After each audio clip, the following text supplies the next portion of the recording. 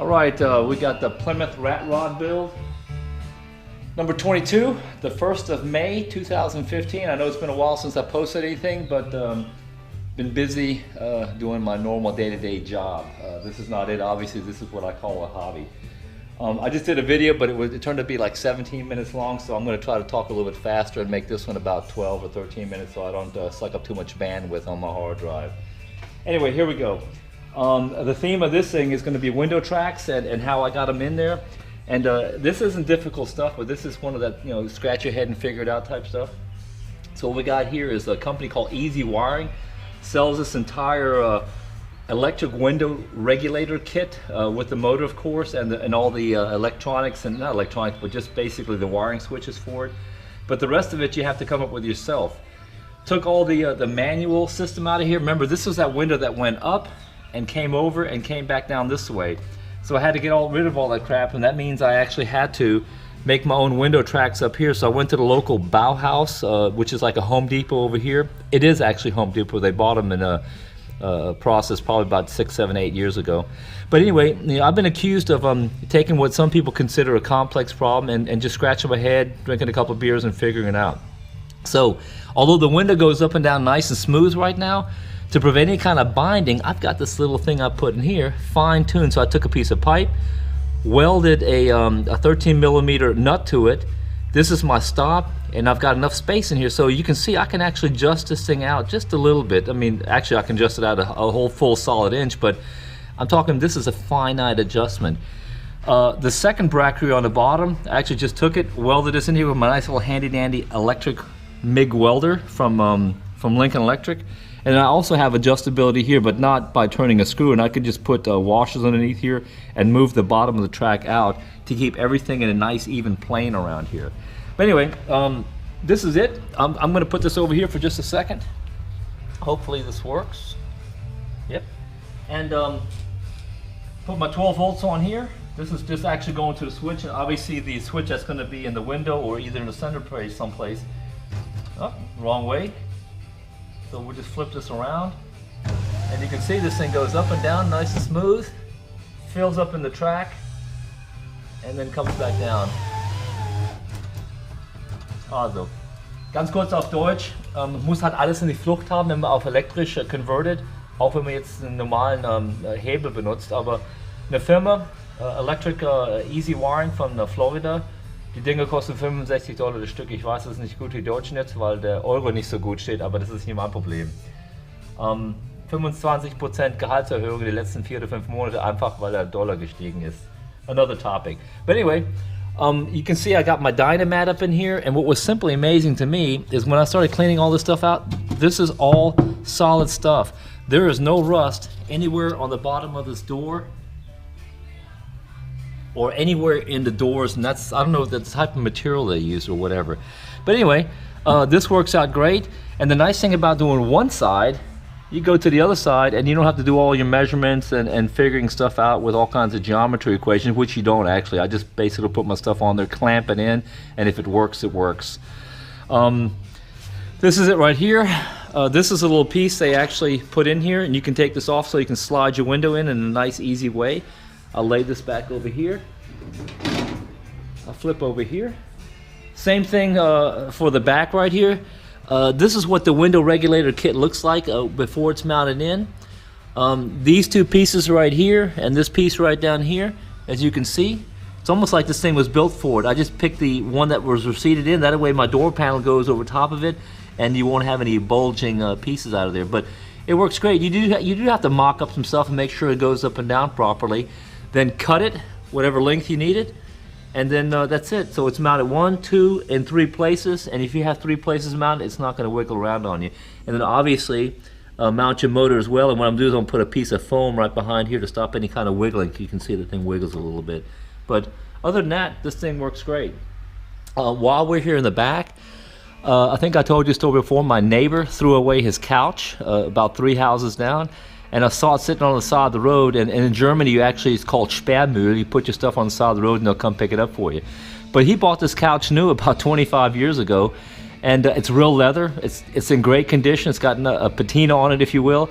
So I asked Ingo whether he can take the couch, which was a lot longer, it was about out to here, and cut it to fit the back of my car here, and this is the kind of work that Ingo does for me. It's absolutely great. It's nice and soft. It's this real leather, and I've got the rest of the pieces over here that I'm going to put around the side right here. So absolutely cool. I like that, and I like little cool stories how you build a car together. Anyway, the back right here, the way I do this is I am actually gluing in my tracks. I use nothing better than black RTV from Permatex, because it's also a sealant slash adhesive. Most of them have the word adhesive written on it. This one doesn't, but it's the exact same stuff.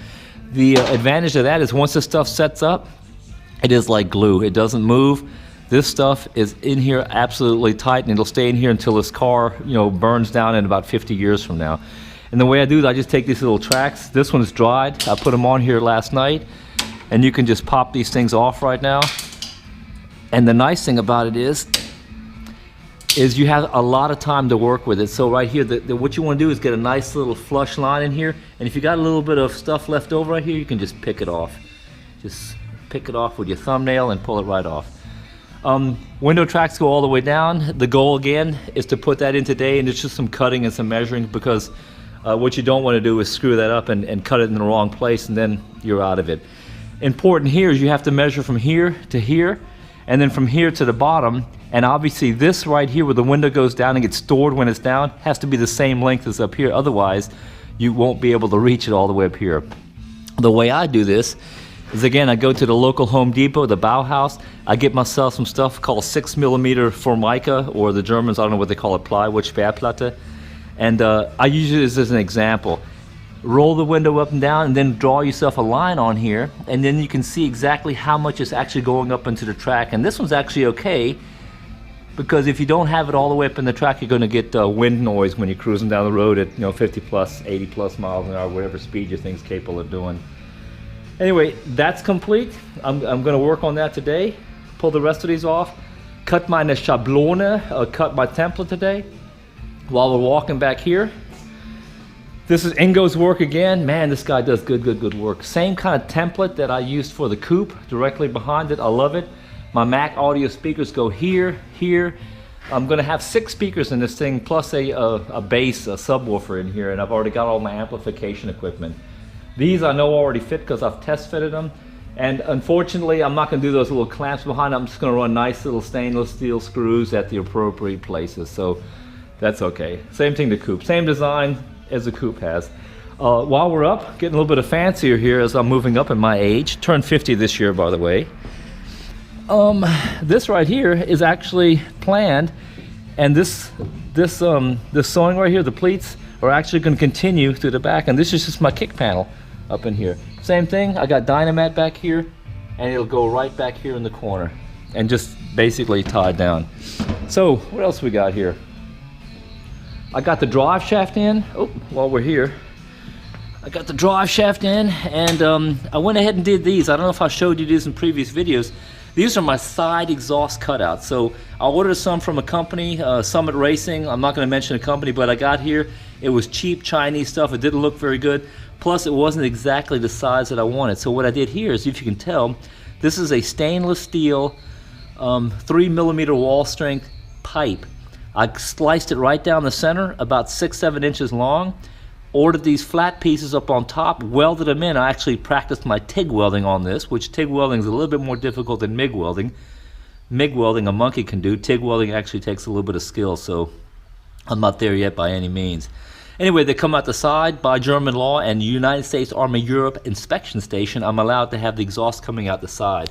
And I'll just show you this real quick. I haven't completed yet, but I've got a little bit of welding to do on it. But that's what my exhaust system looks like from the bottom. Coming out the side. Electric cutout should be someplace right up in here.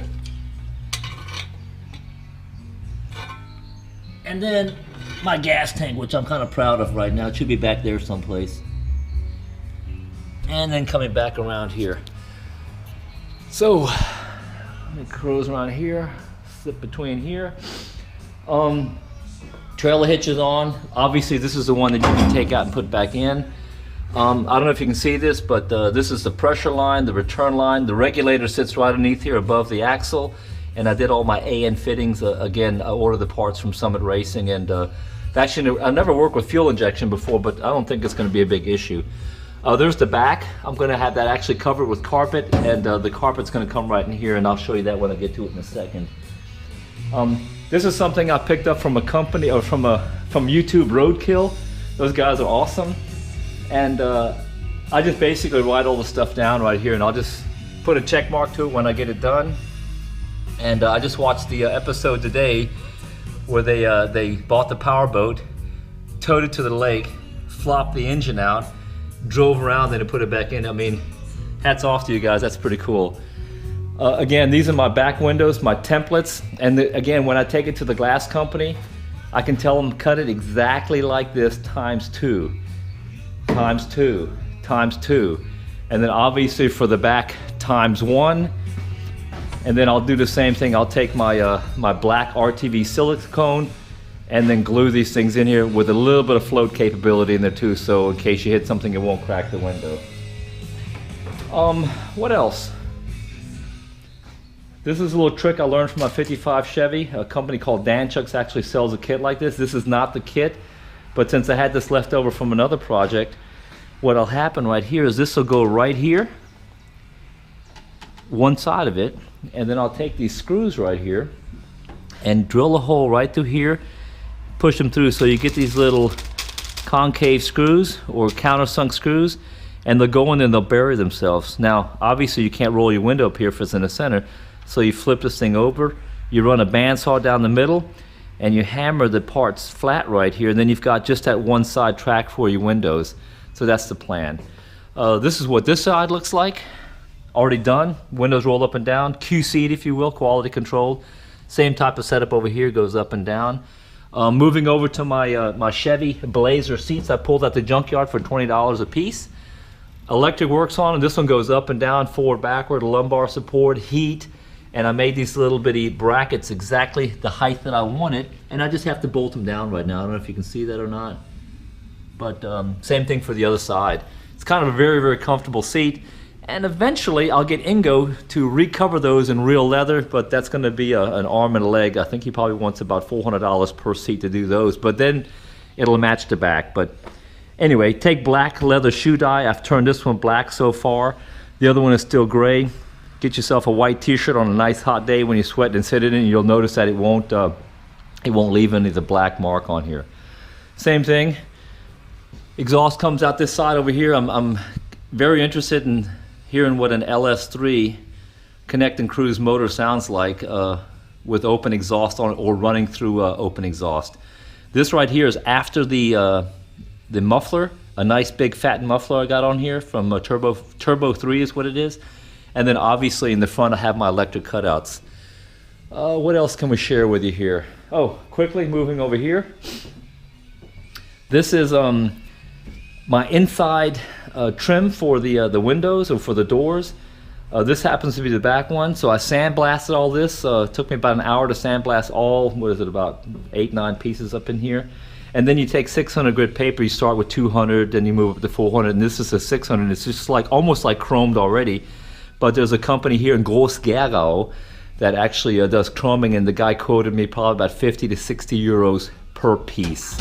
That's about $70 per piece. So I know that's pricey. I don't know what chroming actually costs, but I'm trying to keep the theme in the 55 Chevy because I love that chrome look on the inside. Remember, the theme of this thing is looking crappy on the outside with the original patina, and then the inside's going to be kind of neat, air-conditioned, Dynamat everywhere, a nice closed ride that cruises down the road nice and comfortable.